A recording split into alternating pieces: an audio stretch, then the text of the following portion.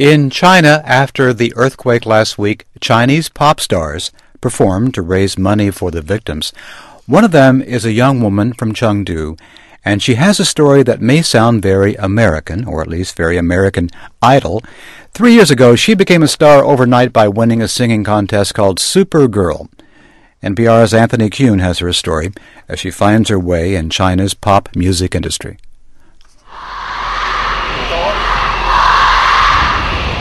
It's probably an inevitable result of China's market reforms.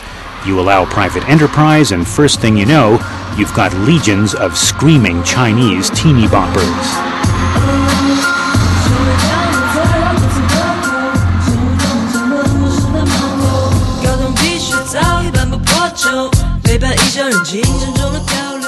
It all began with the show Supergirl.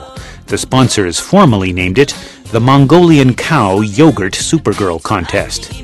In July 2005, some 400 million Chinese TV viewers tuned in to watch Li, with her androgynous looks and a spiky hairdo.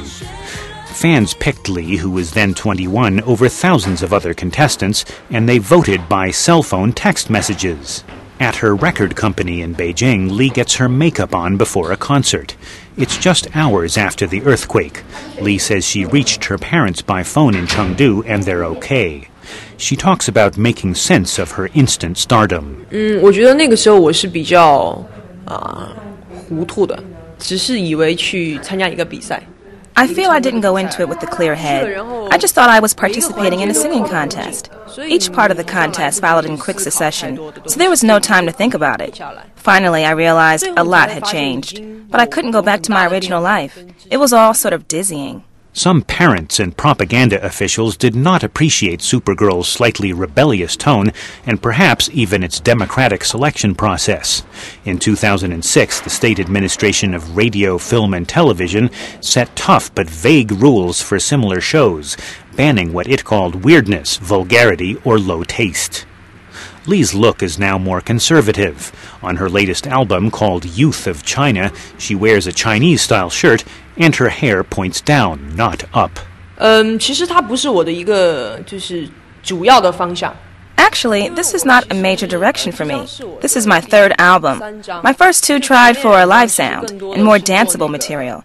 I think that's the fixed image most fans have of me. So this is just an experiment. It's for 2008 and it's my blessing for the Beijing Olympics.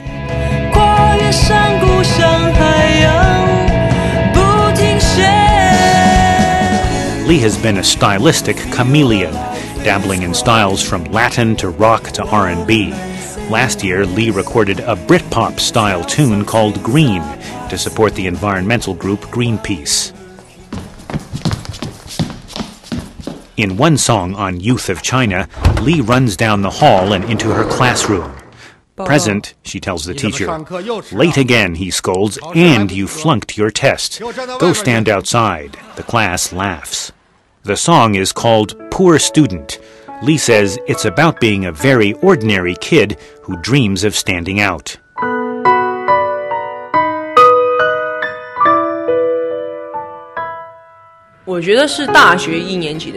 It was during my first year of college. I entered the music conservatory, but because I never studied music before, I lagged far behind my classmates. I wanted to get good, but I felt very helpless, and I didn't know what to do or whom to talk to.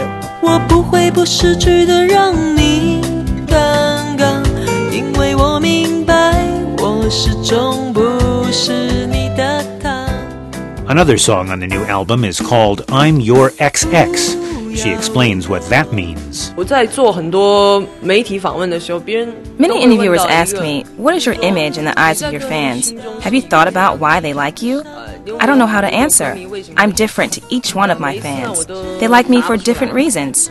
I'm Your XX just allows my fans to fill in the blanks for themselves. Li's search for a musical persona is her way of expressing her individuality. She sees this search as a trademark of her generation, which was born in the 1980s. We're a generation of only children. Most of us have no brothers or sisters, so our individuality is very evident. We have lots of confidence, but also a lot of uneasiness.